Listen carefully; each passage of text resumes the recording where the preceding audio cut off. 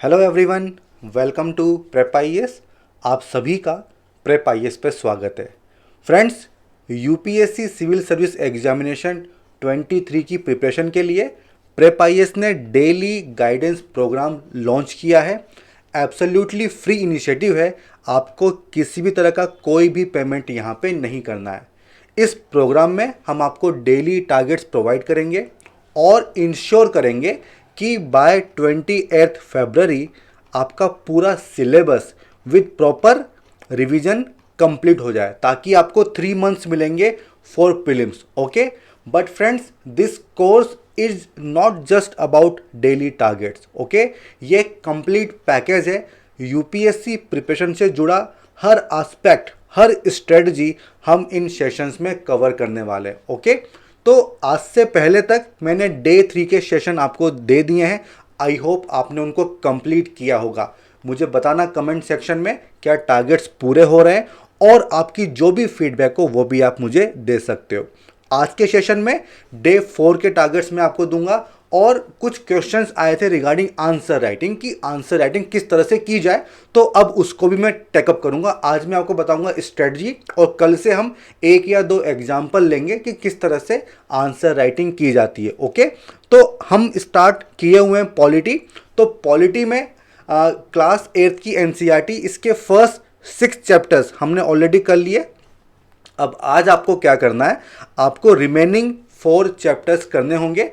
अब देखिए, केवल रीडिंग कर लो उतना काफ़ी है, ऑलराइट, क्योंकि मेन इंपॉर्टेंट चैप्टर्स तो यही हैं, लेकिन सोशल इश्यूज में, ठीक है, इन सबको पूछा जा सकता है, ऐसे वगैरह में ये यूज हो सकते हैं, तो बेसिक अंडरस्टैंडिंग होना जरूरी है। तो ये आपका फर्स्ट टारगेट होगा क्लास 8 की एनसीईआरटी। ओके, इसके बाद सेकंड टारगेट होगा आपका क्लास 9th डेमोक्रेटिक पॉलिटिक्स। इसके फर्स्ट 2 चैप्टर्स बहुत ही ज़्यादा इंपॉर्टेंट हैं।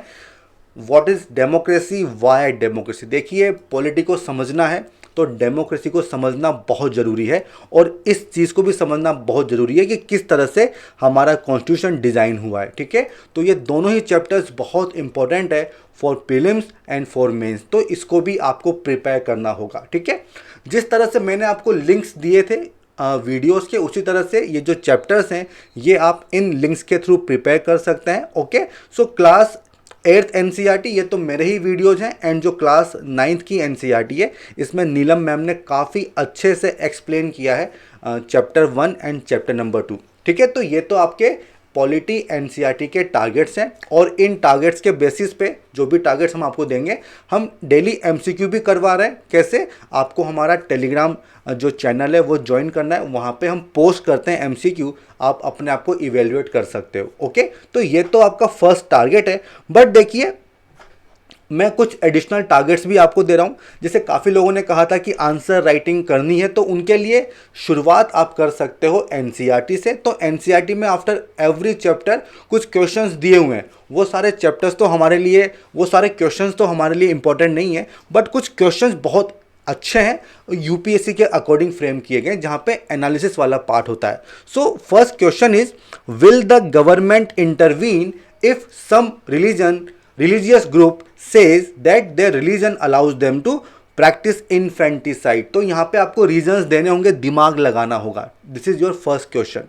सेकेंड क्या है, you read that use of the one of the main function of the judiciary is upholding the law and enforcing fundamental rights. ये हमने पढ़ा एनसीईआरटी में। Okay, so why do you think an independent judiciary is necessary to carry out this important function. तो why do you think, आप ऐसा क्यों सोचते हो, थोड़ा दिमाग आपको लगाना होगा, इसकी प्रैक्टिस करो। जो भी मन में आ रहा है आप लिखिए, ठीक है, और हम लोग डिस्कस करेंगे कल। 1 या 2 क्वेश्चन मैं आपके सामने टेकअप करूंगा कि किस तरह से आपको आंसर राइटिंग करनी होगी। ओके, अब देखो, ये जो क्वेश्चन था, डाउट था कि क्या स्ट्रेटजी होनी चाहिए, तो मैंने ऑलरेडी इस पे एक वीडियो बनाया हुआ है। केवल 20 मिनट्स का ये वीडियो है, इसको देख लो, आपको पूरी स्ट्रेटजी पता चल जाएगी कि आंसर राइटिंग को किस तरह से अप्रोच करना है। तो इसको देख लो, उसके बाद कल एंड उसके बाद वाले सेशंस में मैं आपको आंसर राइटिंग करके दिखा दूंगा।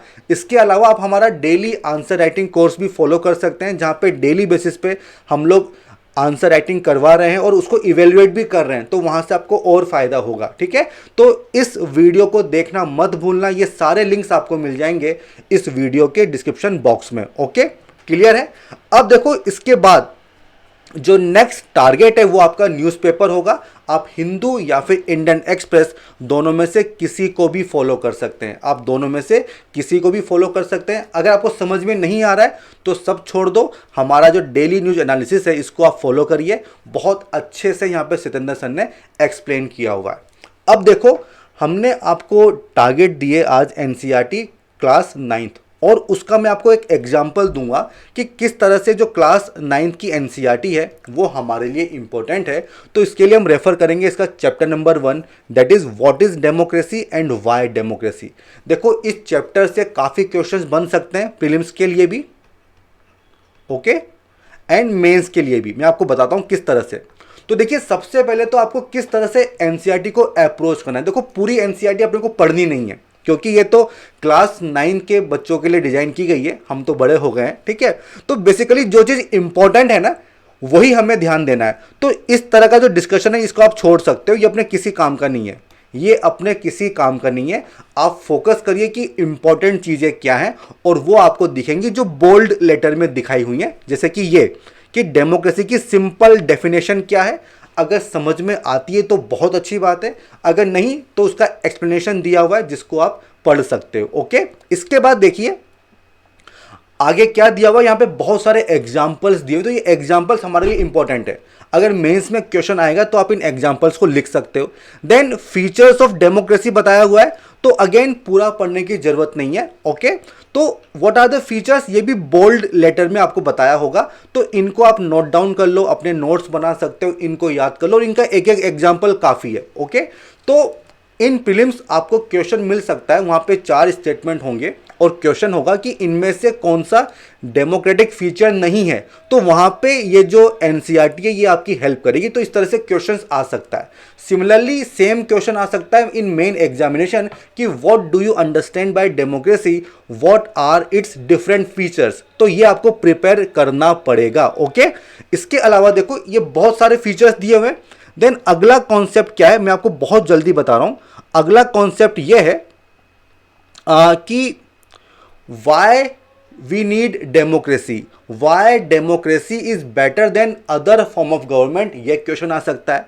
ओके, यह भी क्वेश्चन आ सकता है कि what are the advantage of democracy, ठीक है, what are the demerits of democracy. तो इस तरह से आप इस चैप्टर को प्रिपेयर कीजिए। बहुत कुछ है प्रीलिम्स के लिए एंड बहुत कुछ है मेन एग्जामिनेशन के लिए। ओके, उसके बाद देखो यहाँ पे सारे पॉइंट्स दिए हुए हैं, what are the arguments against democracy, okay, and what are the arguments for democracy. Okay, so अगर क्वेश्चन आता है कि why democracy is a better form of government, तो उसके लिए आर्ग्यूमेंट्स आपको यहाँ से मिल जाएंगे। ये सारे पॉइंट्स जो आपको यहाँ पे दिख रहे हैं ये आप मेंशन कर सकते हो। तो इस तरह से आपको इस एनसीईआरटी के नोट्स बनाने, ये जो केवल बोल्ड लेटर्स में लिखा हुआ है इसको नोट डाउन कर लो, वो काफ़ी हो जाएगा। ओके, अब देखो इसके बाद इसका ब्रॉडर मीनिंग भी दिया हुआ है, और यहाँ पे सबसे इंपॉर्टेंट क्या है ये बताया हुआ है कि ये जो डेमोक्रेसी है ना ये एक स्टैटिक कॉन्सेप्ट नहीं है, ये एक डायनामिक कॉन्सेप्ट है। तो इसके लिए आपके पास पॉइंट्स होने चाहिए, और ये भी मेंशन किया हुआ है कि no country is a perfect democracy. तो ये question you can find in prelims, you can also find in main examination कि भाई ऐसा क्यों है कि कोई भी कंट्री परफेक्ट नहीं है, क्योंकि ये जो कॉन्सेप्ट है ये स्टैटिक नहीं बल्कि डायनामिक कॉन्सेप्ट है। इसके parameters every day every year change होते चले जाते हैं। तो इस तरह से आपको इस चैप्टर को पढ़ना है। Is this clear to everyone? ठीक है, उसके बाद देखो इसका जो कंक्लूजन है ना वो बहुत इंपॉर्टेंट है कि democracy depends on active political participation by all the citizens. ये क्वेश्चन आ सकता है इन मेन एग्जामिनेशन, और ये आप कंक्लूजन में भी यूज कर सकते हो कि जहां पे भी पार्टिसिपेशन की बात आती है या डेमोक्रेटिक फॉर्म ऑफ गवर्नमेंट कैसे स्ट्रेंथन करें, तो वहां पे you can give this as one of the solution, या इससे आप कंक्लूड भी कर सकते हो। तो ये बहुत सारी डायमेंशन है जो आप इस चैप्टर से सीख सकते हो। Okay, is this clear to everyone? तो इसीलिए मैंने कहा था कि ये जो हमारा गाइडेंस प्रोग्राम है ये केवल टारगेट्स देने के लिए नहीं है, बल्कि आपको बताने के लिए कि किन किन पॉइंट्स को आपको ध्यान में रखना है। और बिलीव मी, अगर आप इन सब एस्पेक्ट्स को समझ लोगे ना तो ये जर्नी आपके लिए बहुत आसान हो जाएगी। ओके, अब जो लोग नए जुड़े हैं उनको मैं कुछ सजेशन जो मैं हमेशा दे देता हूँ, फिर से दे देता हूँ कि स्टार्ट करो 5 to 6 आवर्स से, और जो हमारा फ्री आंसर राइटिंग कोर्स है आप उसको ज्वाइन कर सकते हो। ठीक है, ज्वाइन करने के लिए हमारे चैनल प्रेपाइस को सब्सक्राइब कीजिए और आपको रजिस्ट्रेशन फॉर्म फिल करना पड़ेगा ताकि आपकी डिटेल्स हमारे पास आ जाएंगी और फिर हम आपको टेलीग्राम लिंक भेज देंगे और उसी चैनल पे हम एमसीक्यूज डाल रहे हैं। इस तरह से आपका इवैल्यूएशन भी हो जाएगा। Okay, so these are the targets for day number 4। I hope आपको ये प्रोग्राम काफ़ी अच्छा लग रहा होगा, मुझे बताइएगा कमेंट सेक्शन में। ठीक है, और अगर आपको हमारे वीडियोस पसंद आते हैं तो प्लीज़ लाइक करना मत भूलिए, शेयर कीजिए, फॉरवर्ड कीजिए, ताकि जो आपके फ्रेंड्स हैं वो भी हमारे चैनल को फॉलो कर सकें और इन वीडियोस का फ़ायदा उनको भी मिलेगा। एंड फ्रेंड्स, अगर आपको सेशन पसंद आ रहा है तो प्लीज़ लाइक कीजिए। ठीक है, केवल यही हमें आपसे चाहिए और कुछ भी चीज़ हमें आपसे नहीं चाहिए। Okay, so all the best and good by two all of you.